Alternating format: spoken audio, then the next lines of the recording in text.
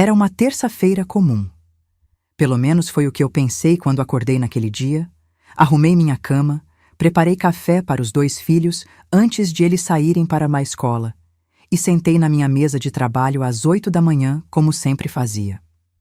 Tinha 3 declarações de imposto de renda para fechar até o fim da semana, uma reunião por videoconferência marcada para as 10 e uma lista de recados colada na lateral do monitor que eu vinha postergando há dias.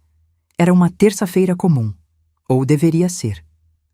Fábio tinha saído mais cedo do que o normal. Eu ouvi o barulho do portão eletrônico por volta das 7h15, ainda deitada, e não dei importância.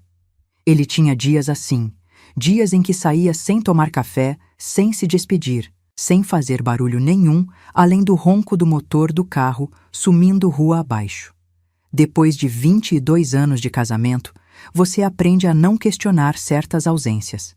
Aprende a preencher os silêncios com afazeres. Aprende a confundir rotina com estabilidade, e estabilidade com felicidade, até o dia em que alguém te força a olhar de frente para o que você vinha fingindo não enxergar.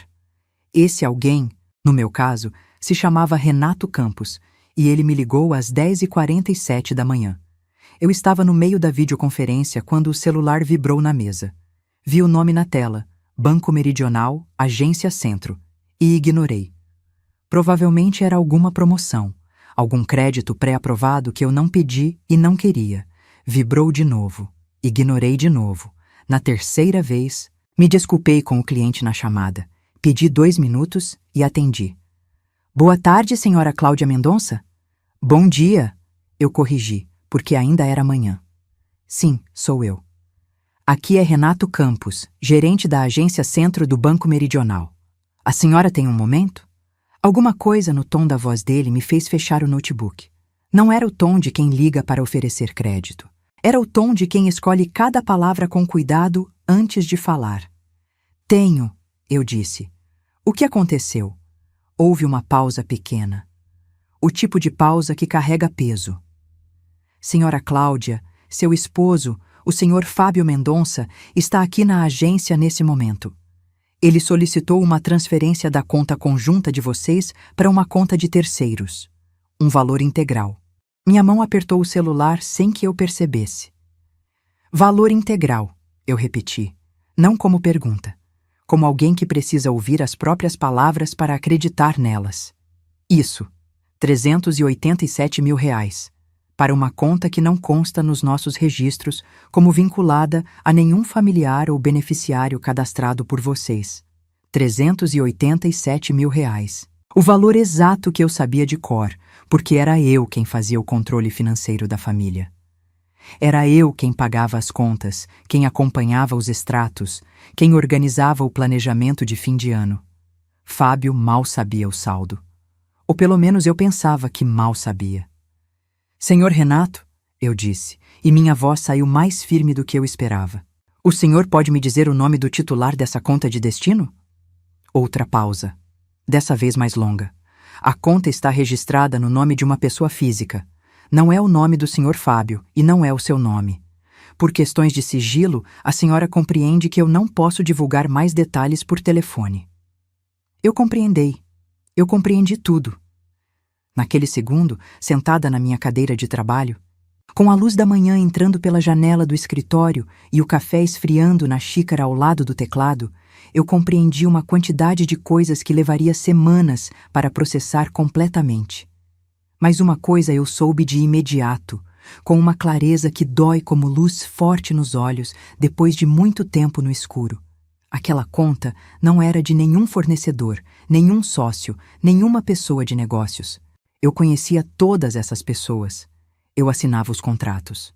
Senhor Renato, eu disse, o senhor consegue segurar essa operação? É exatamente por isso que estou ligando, senhora Cláudia. E aí ele disse a frase que eu não esperava, a frase que Fábio claramente também não esperava. Ao consultar o cadastro da conta para processar a solicitação, verificamos que a titular principal dessa conta conjunta é a senhora, não o senhor Fábio. Para uma transferência de valor integral, o sistema exige autorização da titular principal. Eu precisaria da sua confirmação antes de prosseguir com qualquer operação. Eu fechei os olhos por 3 segundos. Titular principal. 2 palavras que eu tinha providenciado em silêncio, sem alarde, sem discussão, numa tarde de agosto do ano anterior, quando encontrei a primeira movimentação estranha no extrato e decidi que era hora de parar de ser ingênua. Senhor Renato, eu disse, abrindo os olhos. Eu não autorizo essa transferência. Entendido, senhora Cláudia. Vou comunicar ao senhor Fábio. Pode fazer isso. Uma pausa. E senhor Renato, obrigada por ter ligado. É o procedimento correto. Senhora, tenha um bom dia. Ele desligou. Eu fiquei parada com o celular na mão por talvez 1 minuto inteiro, olhando para a parede em frente à minha mesa, onde havia um quadro que Isabela tinha me dado no Dia das Mães 3 anos atrás. Uma frase escrita à mão com tinta dourada sobre fundo bege. Mulher forte não pede licença para ocupar seu espaço. Eu tinha colocado aquele quadro ali como decoração. Naquele dia, entendi que era um lembrete. O celular vibrou de novo. Era Fábio. Eu olhei para o nome na tela. Deixei vibrar. Vibrou 6 vezes e foi para a caixa postal. Vibrou de novo. Caixa postal. Na terceira tentativa, eu desliguei a tela e coloquei o aparelho virado para baixo sobre a mesa. Não porque eu estava com raiva. Raiva seria simples demais. O que eu sentia era algo diferente, mais frio, mais sólido, como concreto secando dentro do peito. Era a sensação de alguém que passou anos construindo uma casa com as próprias mãos e acabou de descobrir que a pessoa que dormia ao seu lado durante todo esse tempo estava esperando o momento certo para atear fogo nela. Eu não ia atender o telefone de Fábio, não ainda, mas ia fazer uma coisa muito mais importante. Abri o notebook de volta. Fechei a aba da videoconferência que já havia encerrado. Abri o Internet Banking. Digitei minha senha com calma, dedo por dedo, e entrei na conta. 387 mil reais estavam lá, intocados, exatamente onde deveriam estar. Depois, abri outra aba e entrei na minha conta individual, aquela que Fábio nunca soube que existia. 94.500 reais, também intocados. Fechei as abas. Fui até a cozinha, joguei o café frio pela pia e fiz um novo. Enquanto esperava a água ferver, fiquei de frente para a janela que dá para o quintal, olhando para o pé de manga que Fábio tinha plantado quando a gente comprou a casa 16 anos atrás. Ele tinha plantado aquela mangueira dizendo que ia ser para os filhos, que um dia Isabela e Mateus iam sentar embaixo daquela sombra. A mangueira estava enorme, alta, verde, cheia de frutos. Ela tinha crescido de verdade. Fábio era quem não tinha. Peguei meu café, voltei para a mesa e liguei para minha irmã Patrícia. Pat, eu disse quando ela atendeu.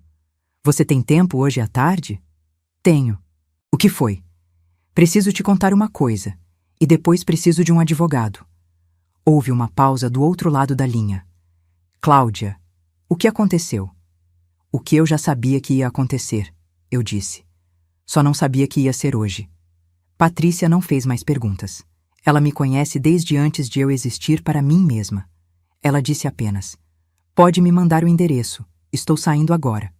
Desliguei o telefone e fiquei sentada em silêncio por alguns minutos, tomando meu café, ouvindo os pássaros lá fora, sentindo a luz da manhã mudar de ângulo enquanto o sol subia. Era quase 11 horas. Fábio provavelmente já tinha saído do banco. Provavelmente estava no carro agora mesmo, dirigindo para algum lugar, sem saber direito o que fazer a seguir. Pela primeira vez em 22 anos, ele estava perdido num território que eu controlava. E eu ainda nem tinha começado. Se você quer descobrir como eu transformei aquela terça-feira comum no primeiro dia da minha liberdade e o que aconteceu quando Fábio finalmente entendeu com quem ele estava lidando, se inscreva agora no canal e ativa o sininho, porque o que aconteceu a seguir ninguém poderia imaginar. Deixa seu like se você já passou por algo parecido. E comenta de onde você está assistindo, porque essa história está só começando e a vingança foi servida gelada. Para entender o que aconteceu naquela terça-feira, você precisa entender o que aconteceu antes dela. precisa entender como uma mulher de 48 anos, formada em ciências contábeis, com 22 anos de casamento e 2 filhos criados com amor e sacrifício, chegou ao ponto de estar sentada sozinha numa cozinha, tomando café, enquanto o marido tentava esvaziar a conta bancária da família para uma pessoa desconhecida. Não aconteceu do dia para a noite. Nunca acontece. Eu conheci Fábio Mendonça numa festa de aniversário de uma colega de faculdade em março de 2001. Eu tinha 26 anos, estava no último semestre do curso, e ele tinha 29. Trabalhava como representante comercial numa distribuidora de materiais elétricos e tinha aquele jeito de entrar num ambiente que faz todo mundo olhar. Não era o mais bonito da festa, era o mais presente. Olhava nos olhos quando falava, ria com o corpo inteiro, sabia o nome de todo mundo em menos de meia hora. Eu fui apresentada a ele perto da meia-noite, e às 2 da manhã a gente ainda estava no mesmo canto da sala conversando, com os copos esquecidos em cima de uma mesa próxima, sem precisar do que estava dentro deles. Na época eu achei que era encanto. Só mais tarde entendi que era habilidade. Fábio era extraordinariamente bom em fazer as pessoas se sentirem especiais. O problema é que essa qualidade, quando não vem acompanhada de caráter, não é uma virtude, é uma ferramenta. A gente namorou por 2 anos. Casou em 2003, numa cerimônia simples no sítio dos meus pais em Serrana, com 100 convidados, bolo de 3 andares e meu pai chorando na hora que me entregou no altar. Eu tinha 28 anos e a certeza absoluta de que estava fazendo a coisa certa. Isabela nasceu em 2005. Mateus em 2007. E foi mais ou menos a partir daí, da chegada do segundo filho, que eu comecei a perceber que a vida que eu imaginava e a vida que estava vivendo eram 2 coisas diferentes. Não foi nada dramático no começo. Foi sutil, como quase tudo que corrói. Fábio começou a trabalhar mais, ou pelo menos dizia que trabalhava mais. Passava semanas fora de Ribeirão Preto visitando clientes no interior. Voltava cansado, distante, com aquela presença que antes tomava o ambiente e que agora mal preenchia o espaço entre a porta de entrada e o sofá. Eu atribuía ao estresse. Atribuía a pressão do trabalho, as contas, a responsabilidade de 2 filhos pequenos. Eu me virei em explicações para não ter que considerar a explicação mais simples. Enquanto isso, eu trabalhava. Enquanto Fábio representava produtos e visitava clientes e ficava em hotéis que eu nunca via nota fiscal, eu construí meu escritório de contabilidade do zero. Comecei com 3 clientes na mesa da sala de jantar, com Isabela no berço ao lado e Mateus engatinhando pelo chão. Fui crescendo devagar, cliente por cliente, declaração por declaração, planilha por planilha. Contratei uma funcionária quando Mateus entrou na escola. Contratei mais 2 quando a carteira de clientes passou de 50. Abri o CNPJ, aluguei uma sala comercial, formalizei tudo. Em 10 anos, transformei aquela mesa da sala num escritório com 4 funcionárias, 83 clientes fixos e uma reputação sólida o suficiente para dispensar propaganda. O dinheiro que entrava na conta conjunta vinha majoritariamente de mim. Eu sabia disso. Fábio sabia disso. A gente nunca falou sobre isso. Essa foi a minha primeira grande ingenuidade. Acreditar que dinheiro sem conversa é harmonia. Os anos foram passando. Isabela cresceu estudiosa, quieta, parecida comigo no jeito de resolver as coisas sozinha antes de pedir ajuda. Mateus cresceu expansivo, curioso, cheio de energia, parecido com o pai nas formas e, eu rezava, diferente do pai no caráter. Eu fui sendo mãe e empresária e administradora do lar e contadora da família e organizadora das férias e responsável pelas matrículas escolares e pela revisão do carro e pelo cartão de Natal dos vizinhos e pela festa de aniversário das crianças. Fui sendo tudo aos poucos, sem que ninguém pedisse e sem que eu percebesse que estava desaparecendo dentro das próprias responsabilidades. Fábio foi sendo cada vez menos presente. E eu fui me acostumando com menos, que é a coisa mais perigosa que uma mulher pode fazer. A primeira vez que desconfiei de verdade foi em agosto de 2022. Eu estava conciliando os extratos bancários do mês, como sempre fazia no primeiro dia útil do mês seguinte, quando encontrei um débito que não reconhecia. Não era um valor absurdo. R$ 480, numa sexta-feira à noite, num restaurante em São Paulo.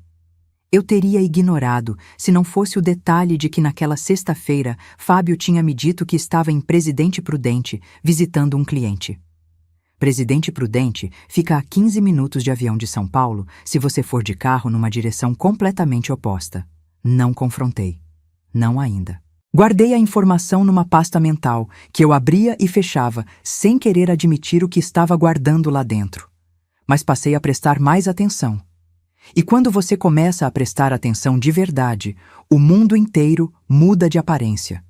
Nos 3 meses seguintes, encontrei mais 4 transações que não fechavam com as histórias que Fábio me contava. Um jantar em Campinas numa noite que ele estava trabalhando até tarde.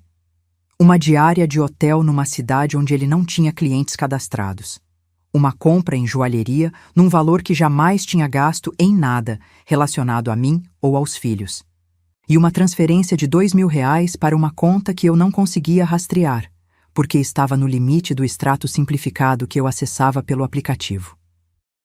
Em novembro daquele ano, marquei uma reunião na agência com o gerente Renato Campos. Disse que queria revisar o cadastro da conta conjunta, atualizar documentos, verificar as configurações de segurança. Coisas corriqueiras para uma contadora, nada que levantasse suspeita. Mas ao final da reunião, enquanto ele atualizava o sistema, perguntei com a naturalidade de quem está só confirmando uma informação técnica. Qual era a titularidade principal da conta? Ele verificou e me disse que constavam os dois como cotitulares com poderes iguais. Perguntei se havia como alterar isso. Se havia como registrar uma titularidade principal que exigisse autorização dupla para operações acima de determinado valor ou operações de resgate integral. Ele disse que havia. Que era um procedimento menos comum, mas perfeitamente possível, especialmente em casos onde um dos titulares exercia o controle financeiro da conta. Perguntei quanto tempo levaria. Ele disse que podia ser feito ali mesmo, naquela reunião, se eu quisesse. Eu quis. Saí do banco naquela tarde com um documento simples, uma folha com meu nome registrado como titular principal da conta, e com a certeza de que tinha feito a coisa mais importante que uma mulher pode fazer quando começa a perceber que o chão está cedendo. Preparei o alicerce antes que tudo desabasse. Não contei a Fábio. Não contei a ninguém, nem a Patrícia. Guardei aquele documento na pasta de arquivos do meu escritório, entre contratos de clientes, num lugar onde ele nunca olharia, porque nunca tinha demonstrado nenhum interesse no meu trabalho além do dinheiro que ele gerava. Nos meses seguintes, fui juntando provas com a mesma meticulosidade com que fechava balancetes. Não porque eu fosse fria. Pelo contrário, porque eu sabia que no dia em que meu coração falasse mais alto que minha cabeça, eu precisaria que a minha cabeça já tivesse feito o trabalho todo. Fotografei extratos, salvei comprovantes, anotei datas e valores numa planilha que mantinha criptografada no computador do escritório. E fui vivendo a vida da superfície enquanto construía, em silêncio, a estrutura da vida que viria depois. A conta individual eu abri em outro banco, em março de 2023, com os rendimentos acumulados do escritório que eu tinha o hábito de não misturar com as contas da família. R$ 94.500 que eu tinha economizado ao longo de anos de trabalho, guardados em aplicações conservadoras no meu nome, com meu CPF, vinculados apenas ao meu telefone. Fábio não sabia que essa conta existia. Ele nem sabia o nome do banco. O que ele não calculou, quando entrou naquela agência na manhã de terça-feira, com a intenção de esvaziar 22 anos da nossa vida em comum numa única transferência, foi que a mulher que ele pensava conhecer tinha parado de ser ingênua muito antes que ele percebesse. Ele pensava que estava me surpreendendo. A surpresa foi toda dele. Quando Patrícia chegou na minha casa naquela tarde, às 2h30, eu já tinha impresso os documentos que precisava. Já tinha pesquisado 3 escritórios de advocacia especializados em direito de família em Ribeirão Preto e já tinha tomado uma decisão que, no fundo, eu tinha começado a tomar em agosto de 2022, na primeira vez que os números não fecharam. Minha irmã entrou pela porta, me olhou uma vez e não perguntou nada. Me abraçou forte, o tipo de abraço que só uma irmã mais velha sabe dar, aquele que diz: eu sei, eu estou aqui, pode desmoronar agora que eu seguro.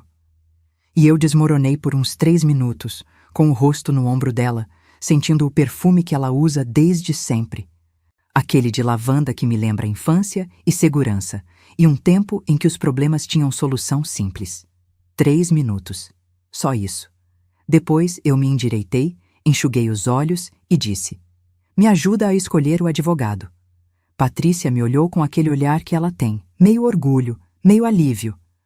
Você já tem os documentos separados, não tem? Desde novembro, eu disse. Ela deu uma risada curta, sem humor, do tipo que esconde coisas sérias. Minha irmã, ela disse. Você é a pessoa mais assustadoramente organizada que eu conheço. Contadora?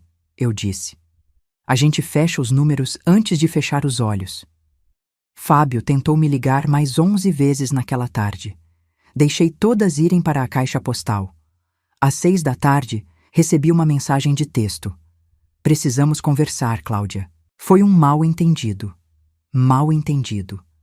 387 mil reais em direção a uma conta desconhecida era um mal-entendido.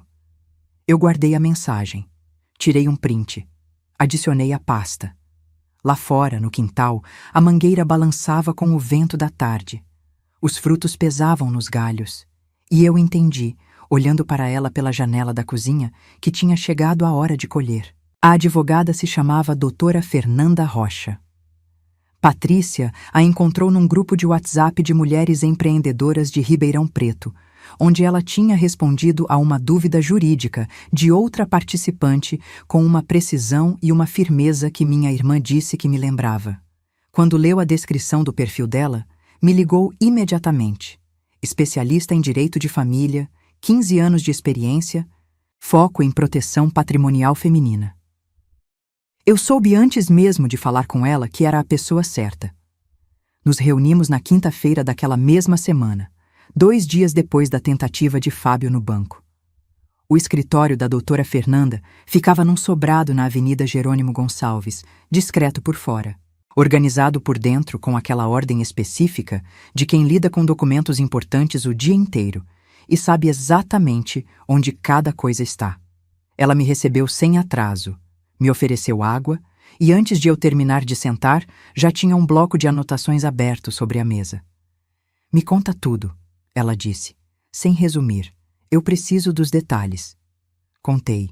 Levei 45 minutos. Contei desde o restaurante em São Paulo em agosto de 2022, passando pela alteração da titularidade da conta, pela planilha de evidências, pelo extrato com as transferências suspeitas, até a ligação de Renato Campos na terça-feira de manhã. Enquanto eu falava, ela anotava sem me interromper, e eu percebi, observando o movimento da caneta, que ela não estava apenas registrando fatos. Estava construindo uma linha do tempo. Quando terminei, ela ficou em silêncio por uns 20 segundos, relendo as próprias anotações. Você tem tudo isso documentado? Ela perguntou. Tenho aqui. Coloquei sobre a mesa o envelope pardo que tinha trazido do escritório. Dentro estava um pendrive com todos os arquivos digitais, mais uma cópia impressa da planilha, dos prints de extrato, da mensagem de texto que Fábio tinha me mandado dizendo que era mal entendido e do documento de titularidade principal da conta. Ela abriu o envelope, examinou os documentos por alguns minutos com aquela concentração de quem lê nas entrelinhas. E então me olhou com uma expressão que não era exatamente surpresa, mas tinha alguma coisa de satisfação contida. Senhora Cláudia, posso ser direta? Por favor, você fez por conta própria um trabalho de levantamento probatório que a maioria dos clientes chega até mim sem ter feito nem a 10ª parte. A alteração da titularidade foi particularmente inteligente. Sem ela, a operação do seu marido poderia ter sido processada sem nenhuma notificação formal a você. Eu sei, eu disse. O que isso significa na prática é que você está em posição significativamente mais forte do que a maioria das mulheres que chegam até mim em situações semelhantes. Ela fechou o bloco de anotações. Posso trabalhar com isso.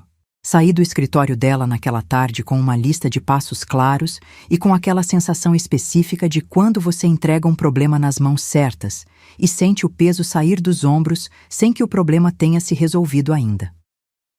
A doutora Fernanda ia protocolar a ação de divórcio com partilha de bens e pedido de bloqueio cautelar dos ativos conjugais. O bloqueio cautelar era a peça central. Significava que, enquanto o processo corresse, nenhum bem do casal poderia ser alienado, transferido ou ocultado por nenhuma das partes sem autorização judicial. Era uma trava legal que fechava todas as saídas que Fábio ainda achava que tinha. O protocolo foi feito na sexta-feira à tarde.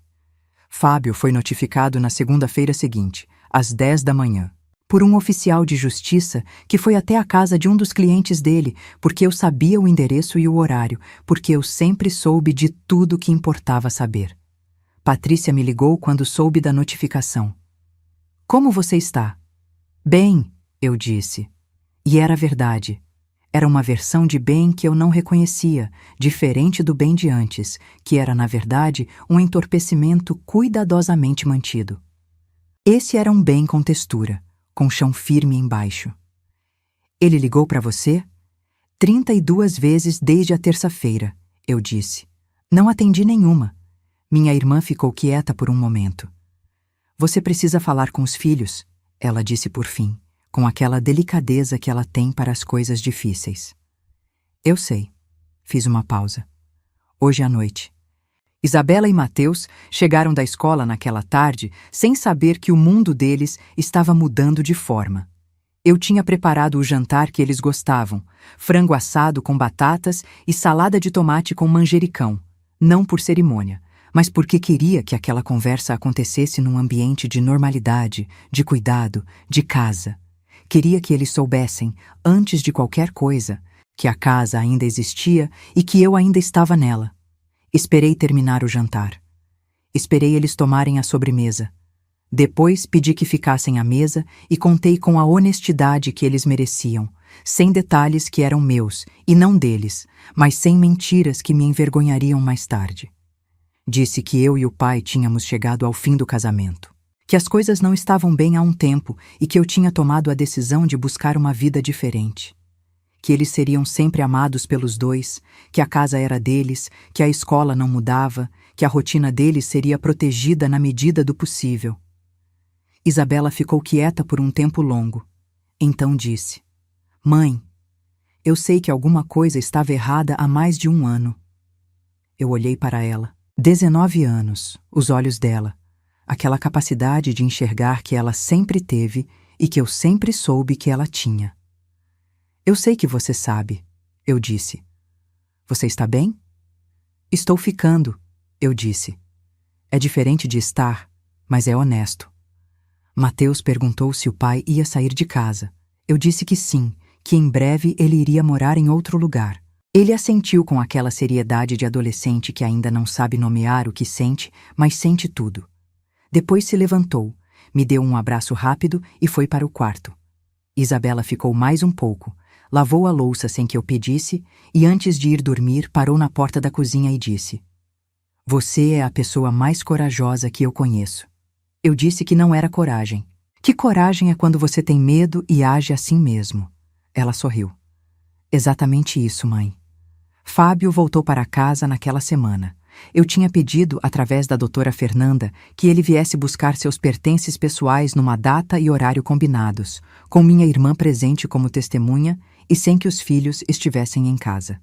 Ele cumpriu. Chegou na quarta-feira à tarde com uma expressão que eu não conseguia nomear completamente.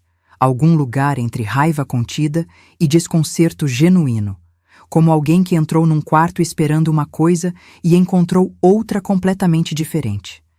Eu estava sentada na sala quando ele entrou. Não me levantei. Ele ficou parado perto da porta por um momento, olhando ao redor como se estivesse tentando reconhecer o ambiente. "Cláudia", ele disse, "podemos conversar? Você pode falar o que precisar falar enquanto busca suas coisas", eu disse. "O quarto está aberto. As malas estão sobre a cama." Ele deu uns passos em direção à sala e parou quando viu Patrícia sentada na poltrona perto da janela, com o telefone na mão e uma expressão que minha irmã reserva para situações onde está pronta para documentar tudo se necessário. Você trouxe audiência? Ele disse, com um tom que tentava ser irônico, mas saiu só amargo. Trouxe uma testemunha, eu disse, diferente de audiência. Ele suspirou, passou a mão no cabelo. Fez aquele gesto que eu tinha visto centenas de vezes ao longo de 22 anos, o gesto de quem está se preparando para dizer algo que sabe que não vai funcionar, mas vai tentar mesmo assim. Eu cometi um erro enorme, ele disse. Eu sei disso. Mas o que eu fiz no banco foi um momento de desespero, Cláudia. Eu estava com medo de perder tudo. Eu não estava pensando direito. Eu deixei ele terminar. Depois fiz uma pergunta simples. Quem é ela, Fábio? O silêncio que veio depois durou tempo suficiente para me dar todas as respostas que eu precisava. Não é o que você está pensando, ele disse por fim. Não me interessa o que é ou o que não é, eu disse. Me interessa que você entrou num banco na manhã de terça-feira e tentou transferir 387 mil reais da conta da nossa família para uma conta que não era minha, não era dos nossos filhos, e não era de nenhuma pessoa cujo nome você foi capaz de me dizer quando eu perguntei. Me interessa que você fez isso achando que eu não saberia. Me interessa que você calculou mal. Ele abriu a boca. Fechou. Abriu de novo. Eu posso explicar as transferências. A doutora Fernanda Rocha vai adorar ouvir essa explicação, eu disse. O endereço do escritório dela está na notificação que você recebeu na segunda-feira. Foi a primeira vez que eu vi Fábio Mendonça genuinamente sem resposta. Em 22 anos, ele sempre tinha uma saída, um argumento, um sorriso, um gesto, alguma ferramenta daquele arsenal enorme de persuasão que ele carregava consigo desde sempre.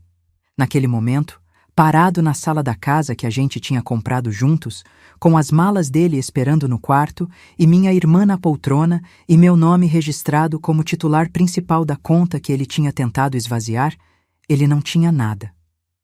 Buscou as malas em silêncio. Levou 40 minutos. Quando passou pela sala de volta em direção à porta, parou mais uma vez. Você não vai nem me perguntar para onde eu vou? Eu o olhei uma última vez com aquela clareza que o banco tinha me dado na terça-feira de manhã. Não, eu disse. Ele saiu. A porta fechou. Patrícia ficou olhando para a porta por um segundo e depois me olhou. Acabou? Ela perguntou. A parte fácil acabou, eu disse. Agora começa a parte importante. Ela franziu o senho. Qual parte? A parte onde eu descubro tudo que ele escondeu, eu disse. Porque aquelas transferências não foram só para um restaurante em São Paulo e uma diária de hotel.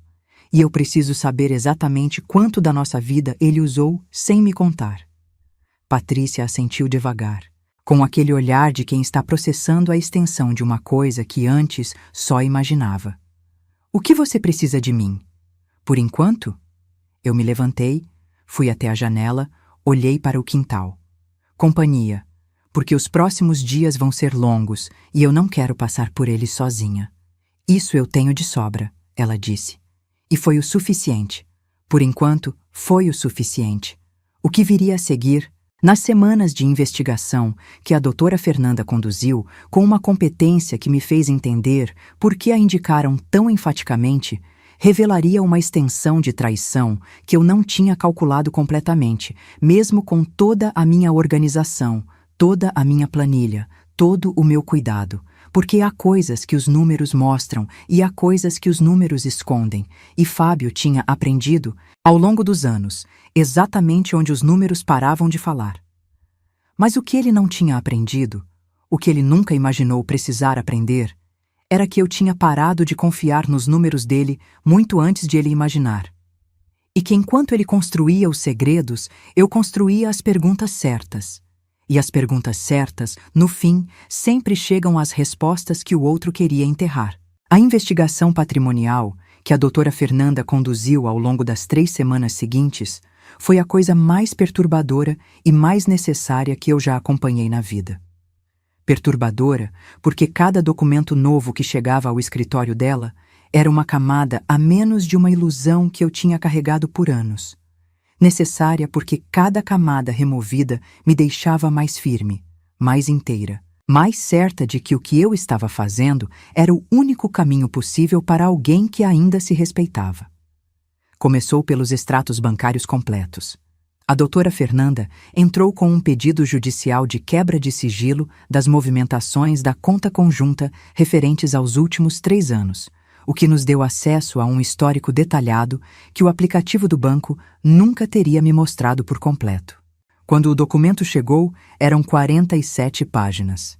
Eu sentei com ela numa tarde de setembro na sala de reuniões do escritório e as folheamos juntas, com marcadores coloridos e uma planilha aberta no notebook, durante 3 horas e meia. O que encontramos foi isto. Em 38 meses, Fábio tinha realizado 112 transferências para a mesma conta de destino. A conta que ele tinha tentado esvaziar no banco naquela terça-feira de manhã. As transferências variavam entre R$ 400 e R$ 6.000, sempre em valores que não chamavam atenção individualmente, sempre espaçadas o suficiente para não criar um padrão óbvio no extrato simplificado que eu acessava pelo aplicativo. Somadas, representavam R$ 243 mil. R$ 243 mil. Retirados da conta da nossa família ao longo de 3 anos, em pequenas parcelas calculadas para passar despercebidas, transferidos para uma conta que pertencia a uma mulher chamada Vanessa Cristina Borges, 29 anos, residente em Campinas. Eu fiquei olhando para esse nome por um tempo que não sei dizer quanto foi. Vanessa Cristina Borges, 29 anos, a mesma idade que eu tinha quando casei com Fábio. Você está bem? A doutora Fernanda perguntou. Estou calculando, eu disse, e era verdade. Minha cabeça naquele momento não estava no emocional, estava na matemática. R$ 243 mil em 38 meses é uma média de R$ 6.400 por mês. É um salário. É um salário que eu paguei, indiretamente, para uma mulher que eu nunca tinha ouvido falar, durante mais de 3 anos, sem saber. Tem mais, a doutora Fernanda disse, com aquela cautela de quem sabe que a informação seguinte é pior. Tinha mais. O apartamento em Campinas tinha sido adquirido em 2021, 2 anos antes da minha visita ao banco para alterar a titularidade. Estava registrado no nome de Vanessa Cristina Borges, mas havia um contrato particular, encontrado através de uma busca nos registros cartoriais da comarca de Campinas, que estabelecia um direito real de uso compartilhado com Fábio Antônio Mendonça, casado, portador do CPF que eu conhecia de cor porque constava em todas as declarações de imposto de renda que eu tinha assinado ao longo de anos. Casado. Ele tinha assinado aquele contrato como casado. Tinha colocado o próprio estado civil no documento e, mesmo assim, tinha assinado. O apartamento tem um valor de mercado estimado em R$ 340 mil, a doutora Fernanda disse. Adquirido durante o período do casamento, com recursos que nossa perícia financeira indica como provenientes de receitas conjugais, ele é passível de inclusão na partilha como bem comum. Eu fechei os olhos por 3 segundos. Abri. Ele não vai entregar isso sem briga, eu disse. Ele não vai ter escolha, ela disse. Porque além do contrato, temos os comprovantes de transferência, temos a data de aquisição dentro do período do casamento e temos algo que ele provavelmente não imaginava que poderíamos encontrar. Ela abriu uma pasta e colocou sobre a mesa um documento de 2 páginas. Era um contrato de financiamento de veículo, um SUV importado, ano 2022, financiado em 48 parcelas, com o CPF de Fábio como garantidor e o nome de Vanessa Cristina Borges como titular principal do contrato. O veículo tinha sido registrado no endereço do apartamento de Campinas. As parcelas do financiamento tinham sido debitadas da conta conjunta durante 18 meses antes de eu alterar a titularidade, disfarçadas como despesa de manutenção de veículo, numa linha do extrato que eu tinha revisado e atribuído ao carro dele sem questionar, porque ele sempre teve carro e sempre teve despesas com carro, e eu nunca tinha pensado em questionar especificamente essa linha. 18 parcelas de R$ 2.300, R$ 41.400 para financiar um carro para uma mulher que eu nunca tinha conhecido. Quanto no total? Eu perguntei. A doutora Fernanda virou uma última página. Considerando as transferências, o financiamento do veículo e a participação proporcional estimada no apartamento, estamos falando de um montante desviado de recursos conjugais na ordem de R$ 428 mil ao longo de pouco mais de 3 anos. A sala ficou quieta. Lá fora, na avenida, o barulho normal de uma tarde em Ribeirão Preto continuava, sem saber que dentro daquele sobrado, uma mulher estava sentada diante da conta exata do quanto tinha sido roubada pela pessoa em quem mais tinha confiado. R$ 428 mil. 10 anos de pagamento de escola particular dos meus filhos, 3 reformas completas na casa, o equivalente a 4 anos e meio do prolabore que eu me pagava no escritório. O que acontece agora? Eu perguntei.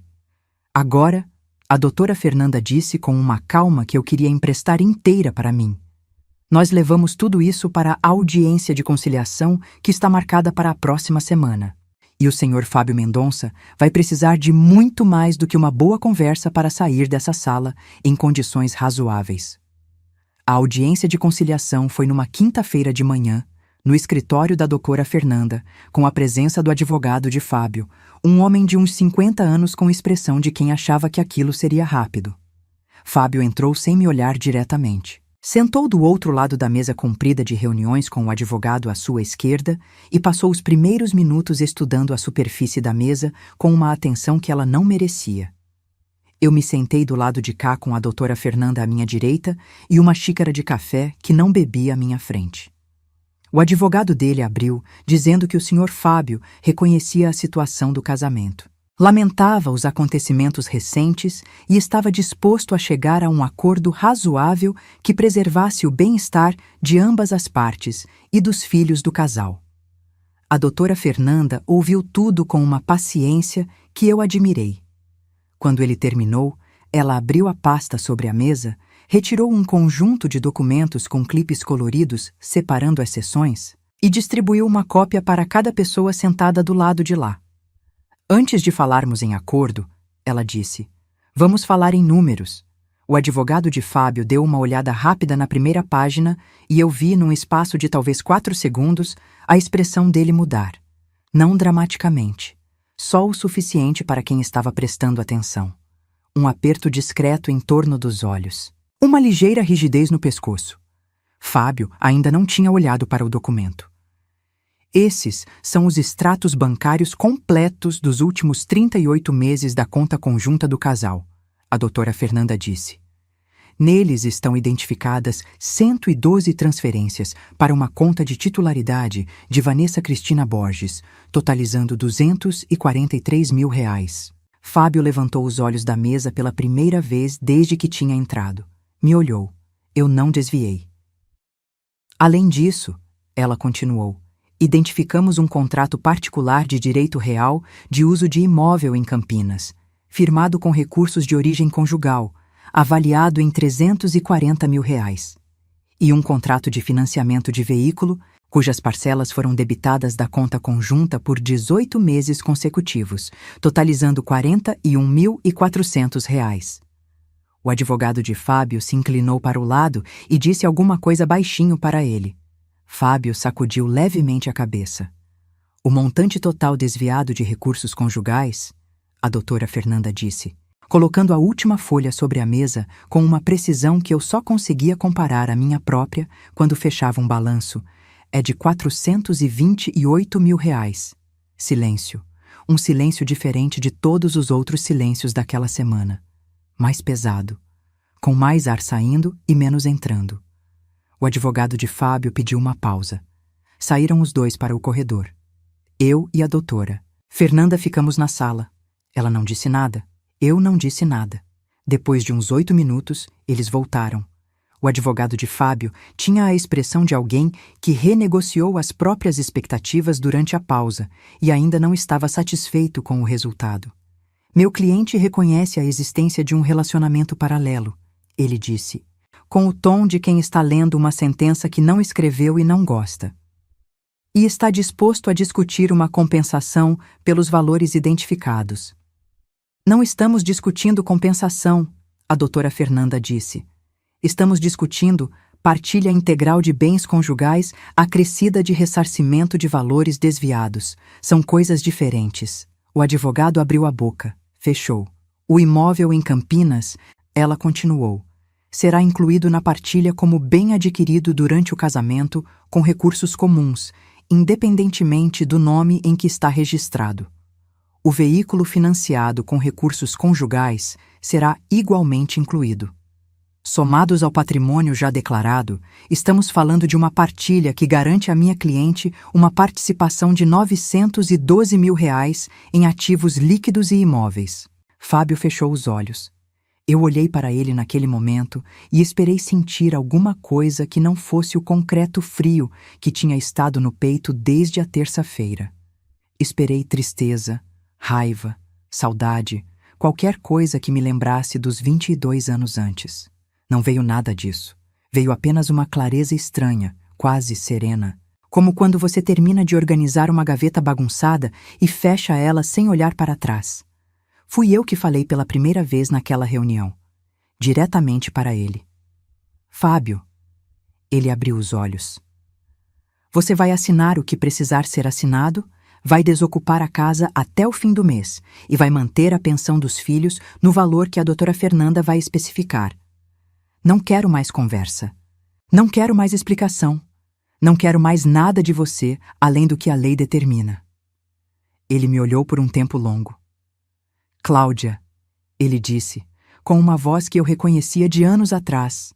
Aquela voz que ele usava quando queria que eu cedesse em alguma coisa, mais suave, mais baixa, mais calculada. Eu errei. Eu sei que errei, mas 22 anos... Acabaram na manhã de uma terça-feira. Eu disse, quando você entrou num banco achando que eu era o mesmo tipo de pessoa que você. Ele não respondeu. O acordo foi assinado naquela tarde. Não o acordo final, que levaria mais algumas semanas para ser homologado, mas o pré-acordo que estabelecia os termos básicos, que Fábio assinou com a expressão de alguém que chegou a uma guerra com um canivete e encontrou do outro lado algo que não estava nos planos. Quando saí do escritório da doutora Fernanda naquela tarde, Patrícia estava esperando no carro em frente ao sobrado. Ela não perguntou nada. Me olhou uma vez e entendeu. Ligou o carro e saiu. Depois de 2 quarteirões, perguntou: onde você quer ir? Pensei por um segundo. No banco, eu disse. Quero atualizar meu cadastro. Ela deu uma risada real, do fundo do peito, daquelas que limpam o ar. Sua irmã, ela disse ainda rindo. Você é absolutamente impossível. Contadora, eu disse, pela 2ª vez naquela semana. A gente fecha os números antes de fechar os olhos. Mas dessa vez sorri quando disse: 6 meses se passaram desde aquela terça-feira de manhã em que o telefone tocou e Renato Campos disse as palavras que mudaram tudo. 6 meses que, vistos de fora, podem parecer um período de perdas. Perda de um casamento, perda de uma estrutura familiar, perda da versão de vida que eu tinha construído na minha cabeça desde os 28 anos. E seria desonesto da minha parte dizer que não houve dor. Houve. Houve noites em que eu deitei na cama grande que continuava sendo grande, mesmo sem ninguém do outro lado, e fiquei olhando para o teto com aquela sensação específica de vazio, que não é tristeza exatamente.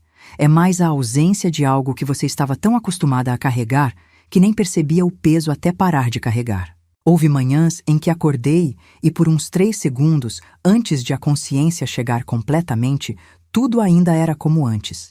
E então a consciência chegava. Mas 6 meses vistos de dentro são uma história diferente. O divórcio foi homologado em cartório numa manhã de outubro, com a presença das 2 advogadas e sem a presença de nenhum dos 2 cônjuges, porque a doutora Fernanda tinha cuidado de tudo com aquela eficiência dela que eu tinha passado a admirar, com o mesmo respeito que reservo para trabalho bem feito em qualquer área. Recebi a certidão de divórcio por mensagem. Um arquivo em PDF com meu nome sozinho, onde antes havia 2, e fiquei olhando para aquele documento por talvez 1 minuto inteiro antes de salvá-lo na pasta correta do meu computador. Não na pasta de documentos pessoais, na pasta de documentos importantes. Porque havia uma diferença, e a diferença importava. A partilha foi cumprida nos termos do pré-acordo. A casa ficou comigo e com os filhos, com Fábio ressarcindo minha parte num prazo de 12 meses através de parcelas mensais que a doutora Fernanda se certificou de incluir com correção monetária. Os valores identificados como desviados foram incorporados à partilha como crédito em meu favor, o que na prática significou que a divisão dos bens comuns se deu de forma profundamente assimétrica em minha direção, de uma maneira que o advogado de Fábio claramente não tinha antecipado quando entrou naquela sala de reuniões, achando que seria rápido. Não foi rápido, e não foi equilibrado. Não porque eu quis punição, porque os números eram os números, e os números não mentem quando você sabe onde procurar. Fábio foi morar em Campinas. Eu soube por Mateus, que soube pelo próprio pai numa ligação que meu filho me contou, com aquela objetividade adolescente de quem ainda está processando o que sente e prefere, por enquanto se ater aos fatos. Fábio foi morar em Campinas, no apartamento que constava no nome de Vanessa Cristina Borges, mas que agora, depois da homologação judicial, tinha metade do seu valor registrado como crédito em meu favor. Não sei se ele e Vanessa continuam juntos. Não perguntei. Não é minha história para acompanhar. O que é minha história é o seguinte. Em novembro, 2 meses após a homologação, expandi o escritório de contabilidade. Contratei uma 5ª funcionária, uma jovem recém-formada chamada Bruna, que me lembrou de mim mesma 20 anos atrás na seriedade e na vontade de aprender. E abri uma linha de atendimento especializada em planejamento financeiro para mulheres empreendedoras. A ideia tinha ficado guardada na minha cabeça por pelo menos 3 anos, sempre adiada por alguma razão que, olhando agora, eu entendo que não era razão nenhuma. Era medo disfarçado de prudência. Era o mesmo instinto de não ocupar mais espaço do que o estritamente necessário que eu tinha desenvolvido ao longo de anos de casamento com um homem que precisava ser o maior da sala. Não preciso mais caber no espaço que alguém me concede. Aprendi isso tardiamente, mas aprendi. Isabela entrou na faculdade de Direito em fevereiro. Ela me contou a escolha numa tarde de domingo, enquanto a gente tomava café no quintal, perto da mangueira, e disse que tinha decidido depois de me acompanhar naqueles meses. Não disse especificamente o quê, mas eu entendi.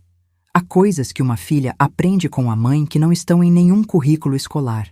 Espero ter ensinado as certas. Mateus ainda está processando. Tem dias melhores e dias mais difíceis, como qualquer adolescente de 16 anos que teve o chão do que conhecia movido sem avisar. Eu o levo às consultas com uma psicóloga que ele mesmo pediu para conhecer, o que me parece um sinal de uma inteligência emocional que certamente não herdou do pai. A gente janta junto toda noite quando ele está em casa, e eu aprendi a não preencher o silêncio entre a gente com conversa desnecessária. Às vezes, o silêncio de 2 pessoas que confiam uma na outra é mais cheio do que qualquer palavra. Patrícia passa mais tempo aqui do que na própria casa, o que é uma situação que existe desde a infância e que a gente nunca achou necessário questionar. Ela trouxe plantas para o meu quintal, vasos de samambaias e um pé de alecrim que ficou na janela da cozinha e que eu uso toda semana. E quando perguntei por que tantas plantas, ela disse que plantas vivas deixam qualquer lugar com cara de começo. Eu não tinha pensado assim, mas não discordei.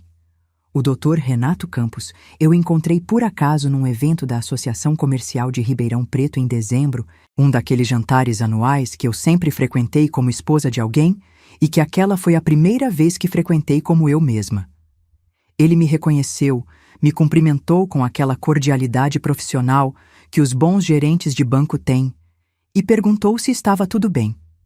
Eu disse que estava. Ele assentiu com o discreto reconhecimento de quem participou de algo sem ter sido protagonista e sabe exatamente qual foi o seu papel. O senhor me fez um grande favor naquela manhã, eu disse. Segui o procedimento, ele disse. Pois é, eu disse. Às vezes o procedimento correto é o que muda tudo. Ele sorriu.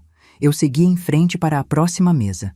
Há uma coisa que eu quero dizer para você que está ouvindo essa história, e eu quero dizer com o cuidado que ela merece, porque não é uma coisa simples e não quero que soe simples. Eu não planejei nada daquilo como vingança. Não acordei em agosto de 2022 com um plano traçado. Não fui ao banco em novembro com uma estratégia de longo prazo calculada para o sofrimento de Fábio. Fui ao banco porque vi um número que não fechava e porque sou contadora, e números que não fecham me incomodam no nível mais instintivo do meu ser. Alterei a titularidade porque era o procedimento correto para uma pessoa que controla as finanças de uma conta e quer ter clareza sobre o que acontece nela. Guardei os documentos porque guardo documentos. É o que eu faço. O que aconteceu foi que Fábio construiu uma mentira em cima da suposição de que eu não prestava atenção. E eu sempre prestei atenção. Só que durante muitos anos converti essa atenção em silêncio, em paciência, em benefício da dúvida, em todas aquelas virtudes que as mulheres são ensinadas a praticar em nome da harmonia doméstica, até o dia em que percebem que a harmonia que estavam preservando não era delas. O dia em que parei de converter atenção em silêncio foi o dia em que os números não fecharam pela primeira vez. E o dia em que Fábio entrou naquele banco foi o dia em que ele descobriu que eu tinha parado. Não me arrependo de nada que fiz. Me arrependo de algumas coisas que não fiz mais cedo, de algumas conversas que posterguei, de alguns sinais que ignorei por conforto. Mas arrependimento retroativo é um exercício de pouca utilidade para quem tem um escritório para administrar, 2 filhos para criar, um pé de alecrim para regar e uma vida inteira ainda pela frente.